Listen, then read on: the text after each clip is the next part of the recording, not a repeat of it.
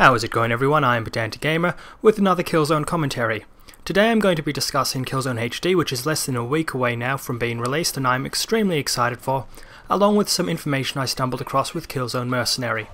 Now, regarding Killzone 1 HD, I recently came across an article where Guerrilla Games talk about how they brought it across to the PS3. They of course weren't the company that ported it, but they had to provide the source code, for example. They actually found the source code in a shoebox of all places, and they also had difficulties finding the character Sev in the original Killzone. The reason for this is Sev was originally not the character he is as we know him. He was originally an Asian character with a different name, and in the source code they never updated this.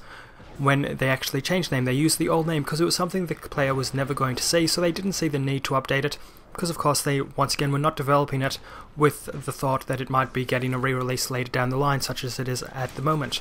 Now, I have to do a little rant here.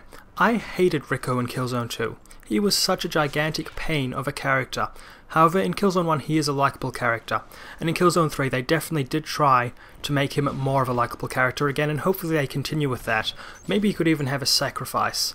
Or maybe I just want to see him not in the Killzone games anymore and actually die a horrible, painful death after Killzone 2. I'm not too sure. But anyway, that's the end of that rant. Definitely check out the article though, it's a very, very good read if you are a fan of Killzone, and it's very interesting to see how Guerrilla Games has grown as a company over the years. Next up is Killzone Mercenary. Killzone Mercenary was originally announced to be being developed by Cambridge Studios, and then when the actual trailer came out we were all very excited because it had the Guerrilla Games logo, and Guerrilla Games are indeed, from the looks of it, developing the game.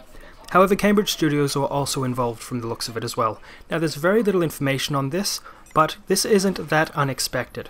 Why is it not unexpected? Because we do know Cambridge Studios did do additional work for Killzone 2.